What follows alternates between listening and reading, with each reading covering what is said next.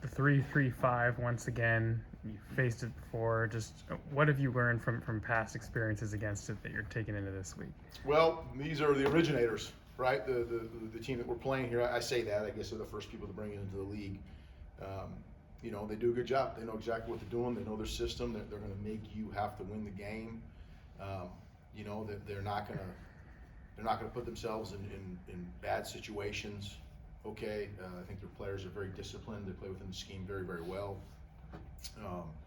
Through the years, as you continue to go against it, they've consistently been one of the top defenses since we've been in the league, and that's still true today. So we'll have our hands full as we go down there.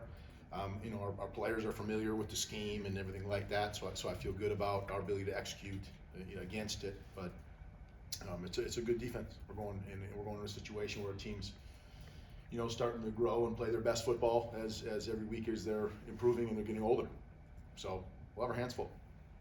Do you have any memories that still stick out from 2021? Lance has talked about how, driving up to Ames, seeing that program for what it looked like, and seeing like this is where you sort of have to get to. Do you have any memories still of that game? Well, sure. I remember going up there getting freaking our tails kicked. You know what I mean? Because that's what happened. And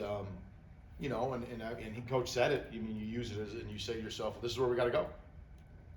And you look at their program and ours at that time and where the gap was, and say, well, we know what we got to do to close it, right? We know what it's supposed to look like, and that we're using that as an example, but there's other teams, of course, that you could say that about, and it gives you a bar, if you will.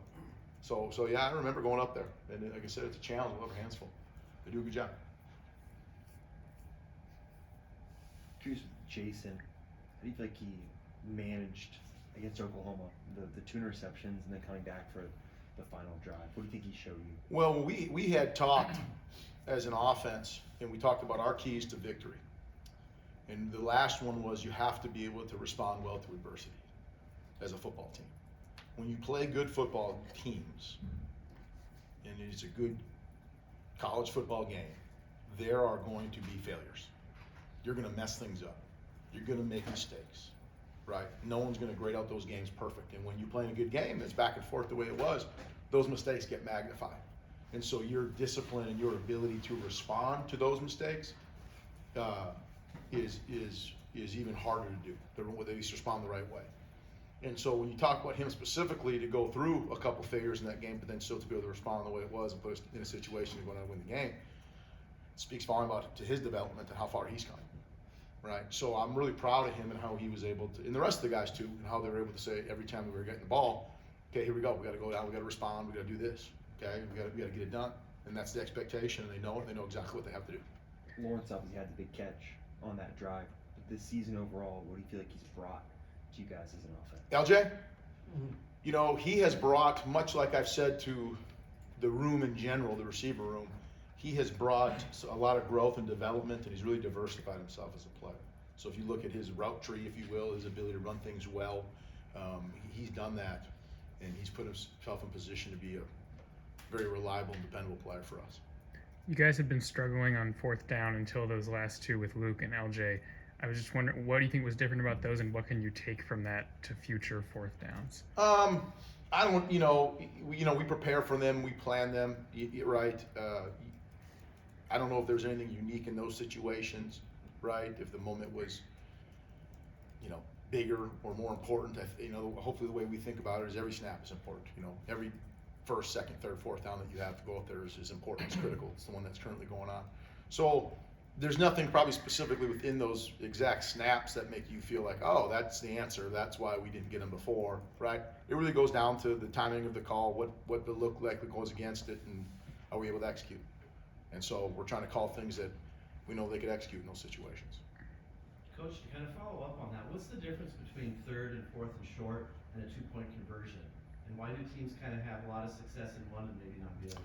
Well, you look at the vertical nature, the vertical position of the field. When you get down inside the 5-yard line, there's no longer a vertical threat to defend, and so things get diluted a little bit more, right, from sideline to sideline, and the windows get a little bit tighter, and depends on what teams are trying to do defensively, if they're going to pressure you or they're going to do this or that. So the windows get a lot smaller and tighter, so your precision has to be more accurate. Well, it's always got to be that way, but there's no threat of a top coming off for a defensive player anymore. So you have to make sure that you're doing a good job of distorting a team the best that you can, right? Sideline to sideline as well, from the 3-yard line to the back of the end zone, and the target gets a little bit tighter, right? So when you're out in the open field, let's say you're on your own 50-yard line and it's 4th and 1, there's still a whole threat of, somebody running by you that you have to be able to defend still. So there's some schematic things that have to be a little bit different, typically at least. Hey, going back to OU real quick, the being second interception late in the game, you obviously know where the clock was at that point. What do you do from the booth at that point? Are you on the phone with him, because you don't even know if you're going to get the ball back? What's the process that plays out from that point on to stay ready in case you do get it back? That's a great question. And so it's always about the next snap, right? Kind of the response to what's going on. Okay, if we get the ball back, here are the scenarios. Okay, if we get a stop, which the defense did a great job getting a stop, we get the ball back, there's going to be approximately this much time left if we use our timeouts. Sure. Okay, that means that we're going to go on this far to go, right? Again, there was going to be a punt that would be occurred, so it could have started anywhere from the -1 to the 20-yard line, right? Okay, so you're going through all of those variables in your mind, like, okay, here's what could happen next. So This is you and not this yet is on the me phone, and the right? offensive staff Okay.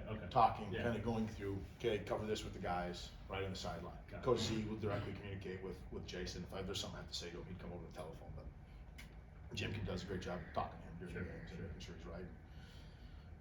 Helping us move on to the next snap, because that's important, right? And he was able to, like we said, kind of respond to the adversity the right way, right? We didn't go well, right? It was a poorly timed play call with the defensive look that they had, that we didn't execute very well, right? And throw a bad pick and put us in a bad spot, and luckily we were able to get a good stop, and we punted it in the end zone. We started on our 20, and we were able to go on the field.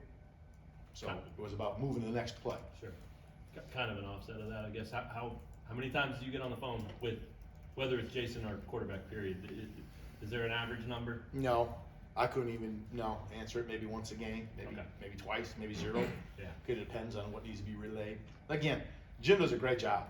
You know what I mean, right? And we do what we do during the game because the trust that I have with all the other coaches that I work with to communicate what's happening, right? And up in the box, and we've been together for a while, and we rehearse it every day in practice. We're on headsets and how that goes, and tell them this and communicate this and communicate, here's the plays that we're going to come back to, or maybe in that series, here's the plays that we're going to call, here's the menu of calls, and then maybe a 2-minute situation that we would have against that opponent. Those are the things that they're communicating. So don't feel it necessary. Sometimes they'll bring the tight ends over, maybe a little bit more to communicate to them, but again, between Coach Wallace, Coach Fuchs, and Coach Z, they'll be able to communicate to them what we need to get done. Hey, Andy, last year, the offense was rolling early, and then Iowa State came down here and they held the offense to 220 yards. What is it that they do well? Seems like every year. How do they keep doing it? Well, the same things that anyone does to play good defense. Play really hard, stay within the limitations of their players, have a sound scheme, right, and try to create turnovers. And that's what they've been able to do for a long time. So, we have to be able to combat that physically as we're going to move forward, with the things that we try to do on offense, for sure. But they do a good job. Like we've talked about before here, they've been running what they're doing for a while. They know exactly, the kind of personnel that they have and how to help them or protect them or utilize them, right, the right way. If they're depending on, for years past, they've always had a really elite pass rusher, that comes up, and you have to consider all the time when you're in passing situations, to account for them. So they do a good job. So it's those things that they do. There's nothing, unorthodox per se or totally foreign. It's the kind of things that you would want to have from your football team. That's how they play good defense. From the coverage perspective, they're at the top of the conference in pretty much everything: completion percentage against, yards per pass, interceptions, right at the top for all that. Why are they so good on the coverage perspective? Because their base coverage would be to drop 8 guys back, whereas most people's base coverage would be to have 7, right? And so they'll have a 3-man rush a lot of times, and there's kind of what we're talking about with the red zone. The windows get a little bit tighter when there's an extra guy running around there. They know how to play that, right? That's what they do. So that's probably where it shows up to be that way. And again, right? And again, where we can talk about statistics, and you've heard me say a million times, statistics lie, and liars use statistics, right? Like before people talk about how good or bad somebody is in one way or the other, you know, you have to there's all kinds of factors, right? From who they play to the weather to who they played against with injury. You know what I mean? There's all these variables that go into things like that. So, but I'm not taking away from what they've been able to do because they're good. Andy, with the Wildcat, I know it. First of all, the Wildcat, do you guys have a name for it? No, it's a formation thing that we have with the personnel stuff that we do, but we don't have a name for when we snap it to one of the running backs directly. It looks like you've kind of put that in more. It's had some success. Just talk about that. You know, it's a little bit of a derivative. You know, it's something that we thought versus Oklahoma that was probably going to be pretty good. So we had a few extra snaps of it. You know, moving forward, probably not as much of a focal point, if you will. We've heard a lot about the improvement that Jason has had so far. Just what are the main things that you continue to work on with him going forward? You know, understanding the situational football, right? And putting in situations of practice to make sure that we're making quick, witty decisions, right? Which are things that you would be doing that for any quarterback and anywhere. His, as you commented, and we said here before, his development and understanding of what we're doing offensively has been, it's at its highest it's ever been, right? As it should be, because he keeps getting a day older. You know, I mean, his speed is documented, obviously, right? About how fast he can do when he does those things, and you give him a chance to get the ball on the perimeter. It was a big deal, you know, for him to take it to the house that way. And so I think people really respect that about him, his ability to continue to extend a play with the other players around him as well, you know, scramble rules, that kind of stuff. But it would be the focusing on the game plan, referencing the calls. Again, he has to be the guy who orchestrates all those personnels and the movements and the shifts and the reads, right? And so referencing those things over and over again have been focal points. But those are the same focal points every week. It's not as though he's doing those poorly or needs to improve on them. It's just what we do. It's part of the process. You talked a lot about balance, offense, you know, run, pass. I wonder what the role of the offensive line is, and that they seem to be playing lights out, really either or.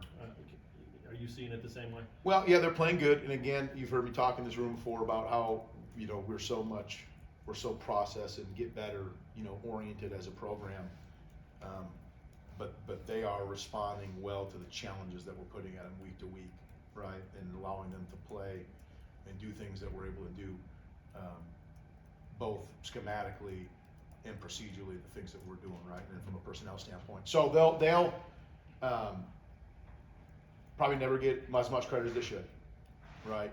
Okay, and that's why they play O-line, okay? But they're doing a great job, right? They really, really are. They're playing together very well as a unit. Things that we've talked about all along, the things that you should get when you have returning experience at that position. It's coming to fruition, and they're doing their part, and I think that they're embracing that deal. I think you've heard me say it here before. You want a good picture of what a football team's really like? Look at their offensive line. Right? That will tell you about the culture of a program. I really believe it. Now, I'm not saying that as a knock of other teams. It's because no one's ever going to take their picture.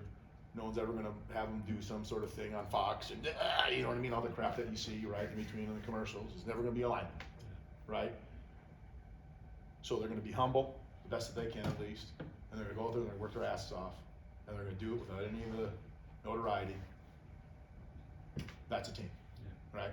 So they're doing that. That's awesome. I'm proud of that group. They got to keep doing it, right? That group and how they can stay together and how they can play down the stretch will really dictate the whole tempo of this whole team. Do you personally have a feel for, hey, they're better as a pass blocking unit or a run blocking unit? And maybe if you don't. Well, I know I wouldn't say one way or the other that, hey, they're way better at run blocking than pass blocking or slightly better or anything like that. We preach balance and what we're doing offensively, schematically, and how we call it and where we want to get our yards from and production from. So they need to be practiced that way, right? Because I really believe that no team can really get to the level where they want to do without being both good at running the football and passing the football. Like you can't be, you know, so deficient at one or the other, right? And there's a few exceptions out there I know, but when you at some point somebody's going to match up and take away whatever one of those that you're really extreme in. So you got to be able to be able to do both. That group has to be able to do both, the best that they can. Anything else, Coach?